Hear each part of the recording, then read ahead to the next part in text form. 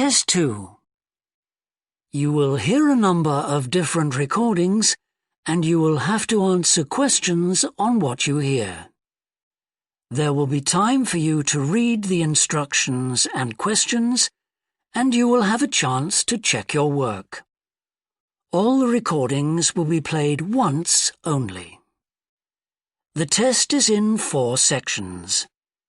At the end of the test, you will be given 10 minutes to transfer your answers to an answer sheet. Now turn to Section 1. Section 1. You will hear a man interviewing a woman in the street about her use of transport. First, you have some time to look at questions 1 to 5.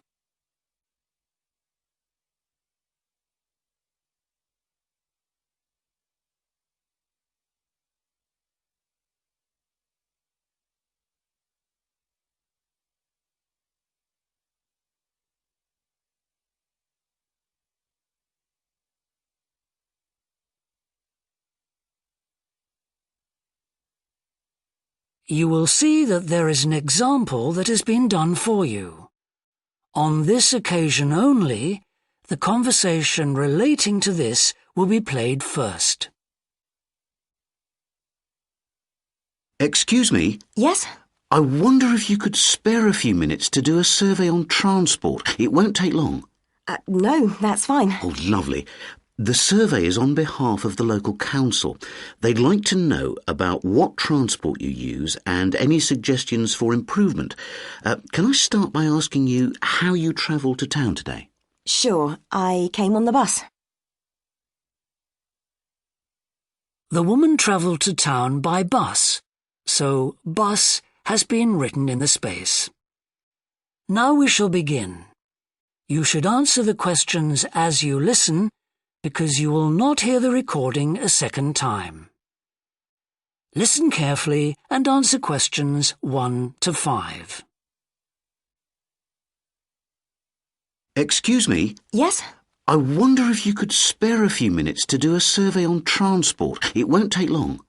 No, that's fine. Oh, lovely.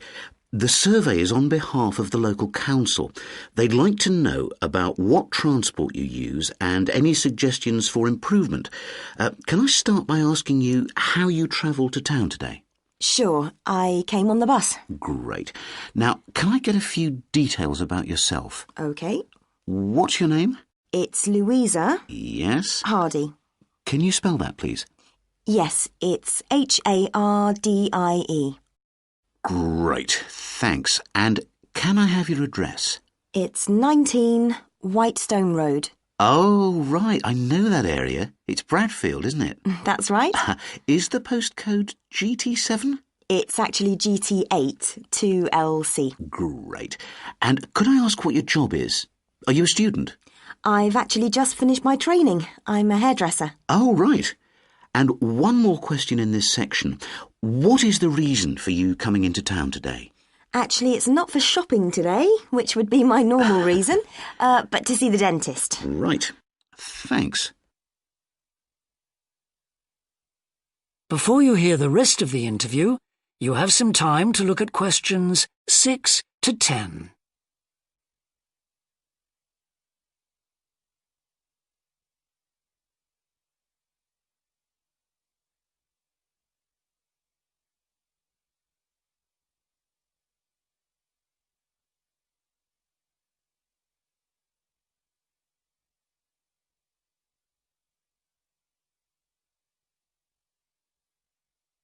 Now listen and answer questions 6 to 10.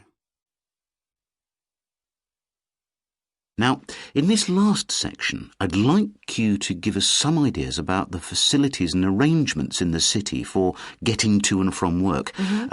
Any suggestions you have for improvements? Well, something I've thought about for some time is that when I do walk and I'm doing a later shift, I think the lighting should be better. Yes, good point. And of course, I think it's a real shame they've been cutting down on the number of footpaths. They should have more of those. Then people would walk more. Yes, right. And I don't think there are enough trains. That's why I don't use them. You have to wait so long. Thanks. And finally, I'd like to ask your opinion on cycling. As you may know, there's a drive in the city to get more people to cycle to work. Right. But we realise that there are things which the council, but also employers, might do to help encourage workers to cycle to work. Yep. Well, I have thought about it, and where I work there are no safe places to leave your bikes. OK. And also, I'd have to cycle uphill, and on a hot day I'd arrive at work pretty sweaty, so I think I'd need a shower somewhere at work. Right. And I suppose the last thing is that I wouldn't be all that confident about cycling on such busy roads.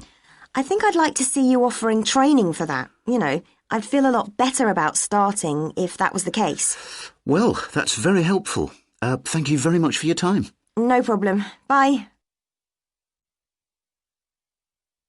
That is the end of section 1. You now have half a minute to check your answers.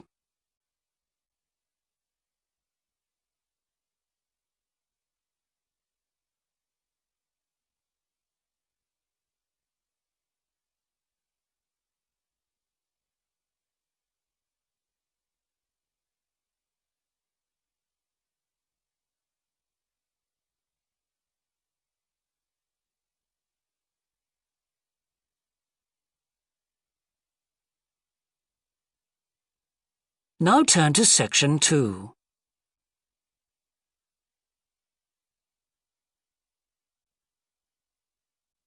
Section 2.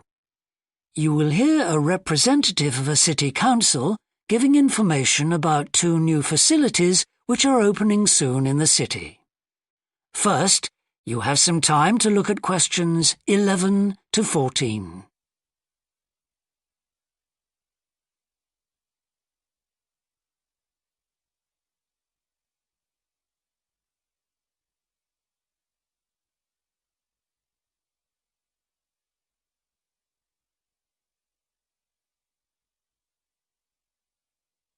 Now listen carefully and answer questions 11 to 14. Good morning. I'm very pleased to have this opportunity to say a little about 2 exciting new developments in the city: the Brackenside open-air swimming pool and the Children's Adventure Playground in Central Park. As many of you may know, the idea for these initiatives came from you, the public, in the extensive consultation exercise which the City Council conducted last year.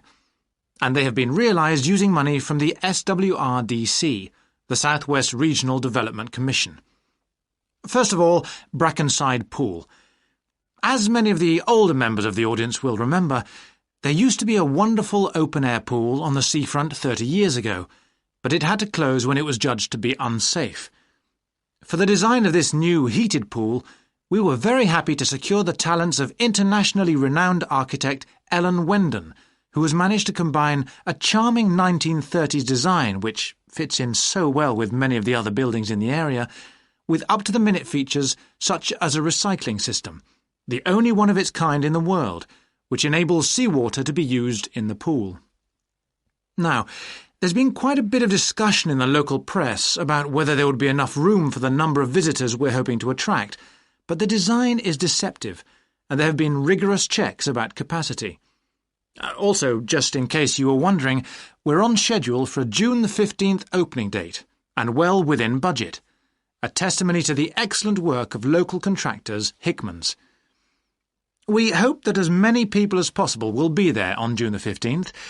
We have engaged award-winning actress Coral White to declare the pool open, and there'll be drinks and snacks available at the poolside. There'll also be a competition for the public to decide on the sculpture we plan to have at the entrance. You will decide which famous historical figure from the city we should have. Before you hear the rest of the talk, you have some time to look at questions 15 to 20.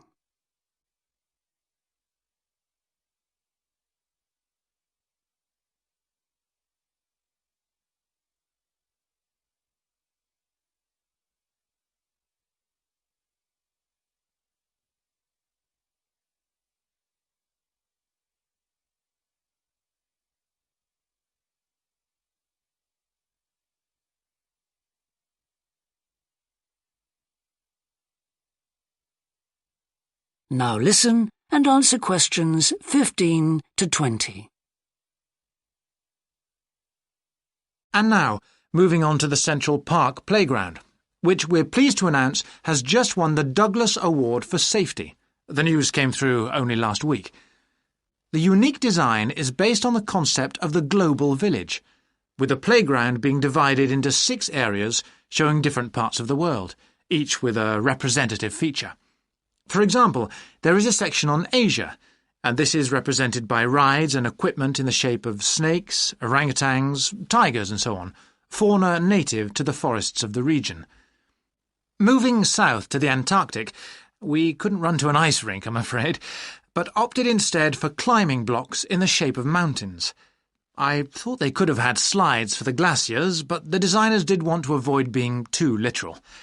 Then on to South America, and here the theme is El Dorado, games replicating the search for mines full of precious stones.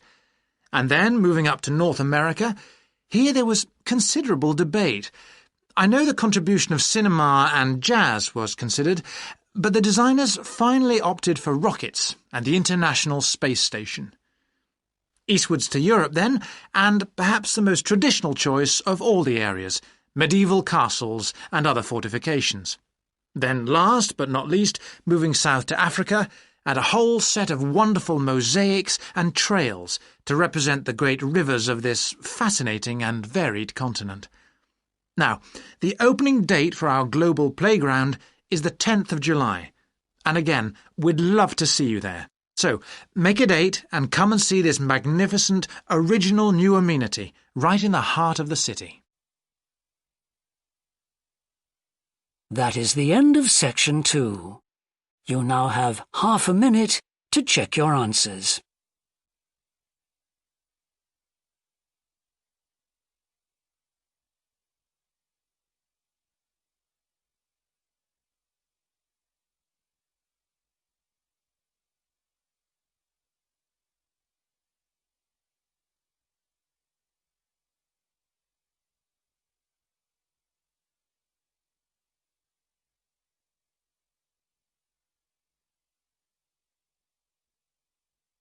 Now turn to section 3.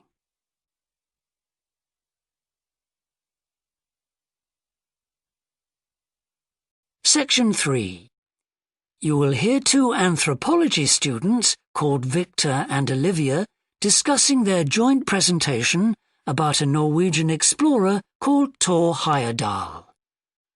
First, you have some time to look at questions 21 to 24.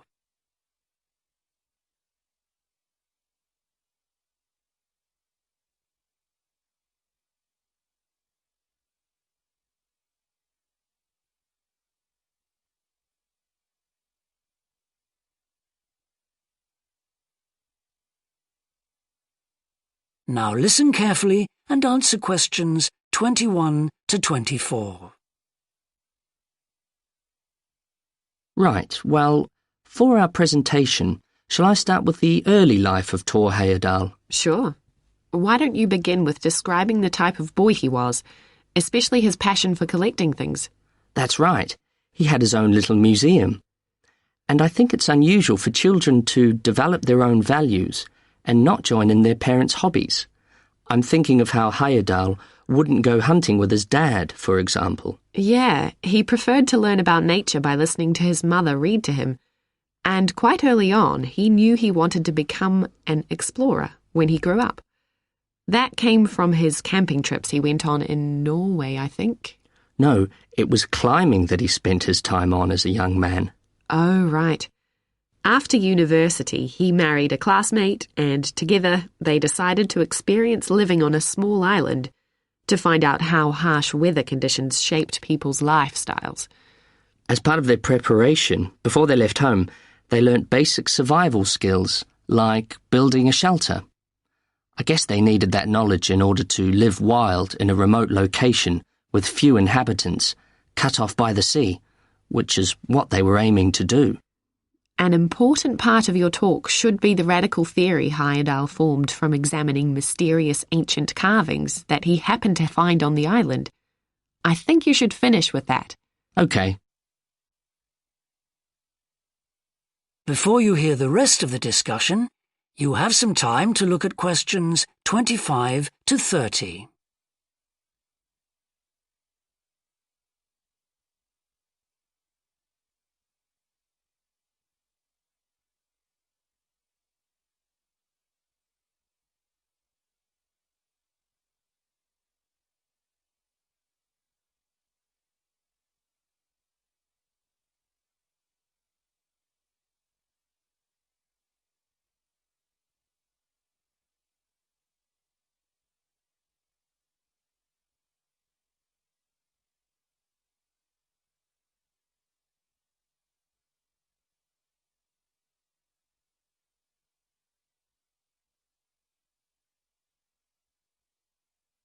Now listen and answer questions 25 to 30.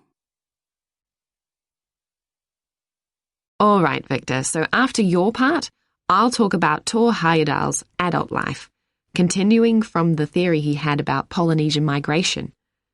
Up until that time, of course, academics had believed that humans first migrated to the islands in Polynesia from Asia in the west.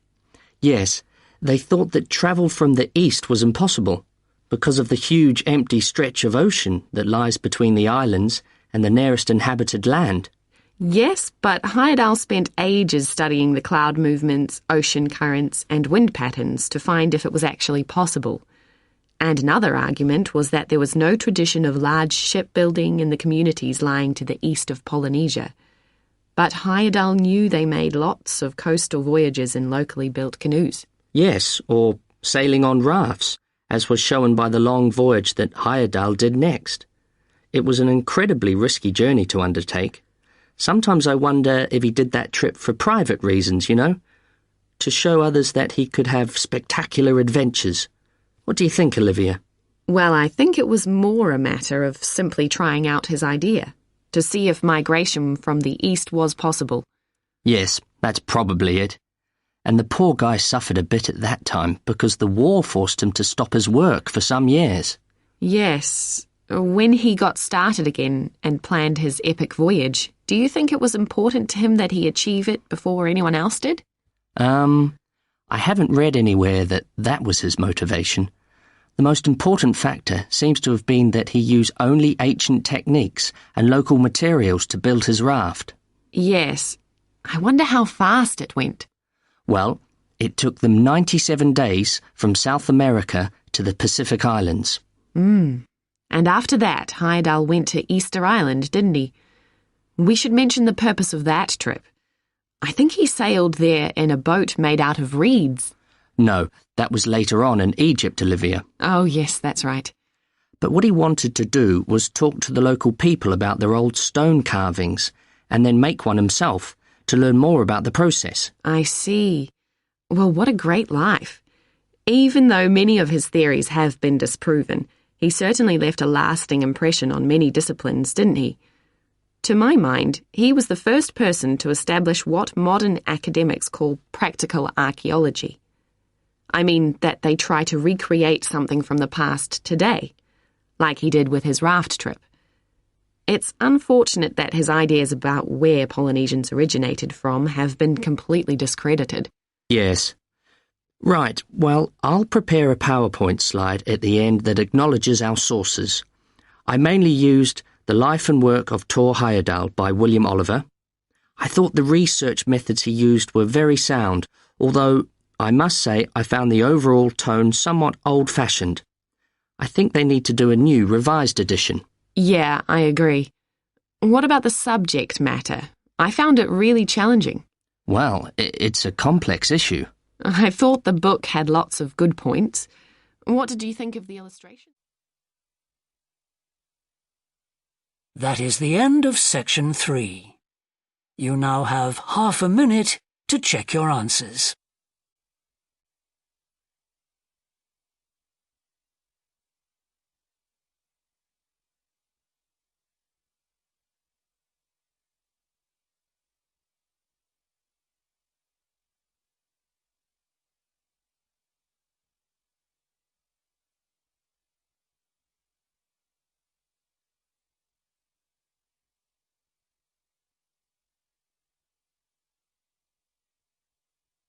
Now turn to Section 4.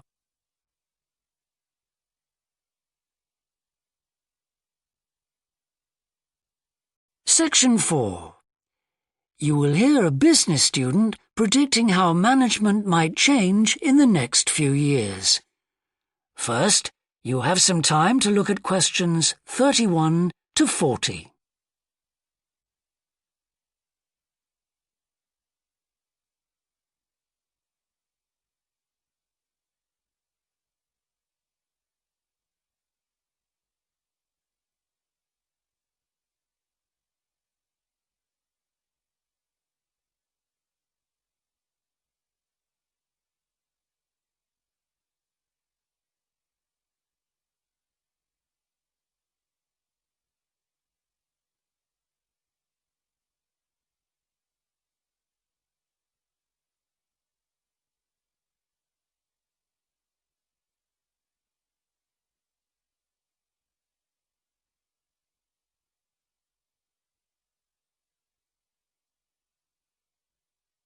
Now listen carefully and answer questions 31 to 40. Well, I've been talking to managers in a number of businesses and reading surveys about the future of management. And what I'm going to present in this seminar is a few ideas about how the activity is likely to change in the next 10 years. It isn't a scientific statistical analysis, just some ideas for us to discuss. One area I want to mention is business markets, and I'm sure a really significant development will be a major increase in competition, with companies from all around the world trying to sell similar products. Consumers will have much more choice. For instance, food products sold in Australia might be manufactured in the USA, China, Finland, and dozens of other countries. At the same time, mergers and takeovers mean that governments are actually losing power to major global corporations. We can probably all think of companies that exert a great deal of influence, which may be good for consumers. A third point I want to make about markets is that in the rapidly expanding economies, such as India, China, Brazil, and Russia, demand is growing very fast. This is putting pressure on resources all over the world. I think businesses are becoming more open to external influences. In particular, companies are consulting customers more and more before making their business decisions. Companies are finding out what they want and providing it, instead of making products and then trying to sell them, which is the model of years ago. Another influence is that concerns about the environment will force manufacturers to extend product life cycles to reduce the amount of pollution and waste. And, in some cases, regulation will need to be strengthened. Many societies are much more fluid and democratic, and the structure of companies is changing to reflect that. I think we're going to see a greater emphasis within companies on teams created with a specific project in mind. And when they're completed, the teams will be disbanded and new ones formed. More and more people see work as simply one part of their lifestyle, and not the most important one. And as the workforce is shrinking in some countries, businesses are having to compete for staff instead of being able to choose among a lot of applicants. Typical examples that will attract and retain staff are traditional ones like flexible hours and, something that has been made possible by advances in technology, remote working, with people based at their home, abroad, or almost anywhere they choose.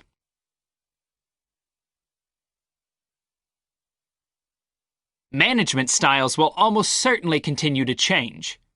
Senior managers will require a lot more than the efficiency that they've always needed. Above all, they'll need great skills in leadership so that their organization can initiate and respond to change in a fast-moving world where they face lots of competing requirements and potential conflicts. In most of the world, the senior managers of large businesses are mainly men in their 50s and 60s. The predominant style of management will almost certainly become more consultative and collaborative, caused, above all, by more women moving into senior management positions. Many of the changes are influenced by developments in the wider economy. The traditional emphasis of business was manufacturing, and of course the service sector is very important. But we shouldn't overlook the growing financial contribution of IP, that is, intellectual property. Some books and films generate enormous sums from the sale of related DVDs, music, games, clothes, and so on. Another point I'd like to make is that although I've been talking about companies, one trend that they have to face is the move away from people working for the same employer for years. Instead, more and more people are becoming self-employed to gain the freedom and control over their lives that they're unlikely to get from being employed. Okay, well, that's all I want to say, so let's open it up for discussion. That is the end of section 4. You now have half a minute to check your answers.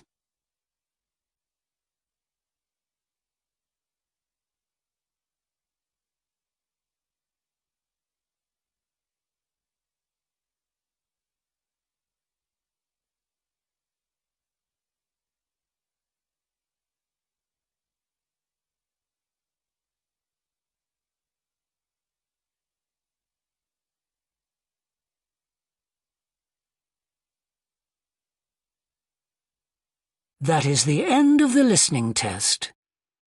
In the IELTS test, you would now have 10 minutes to transfer your answers to the answer sheet.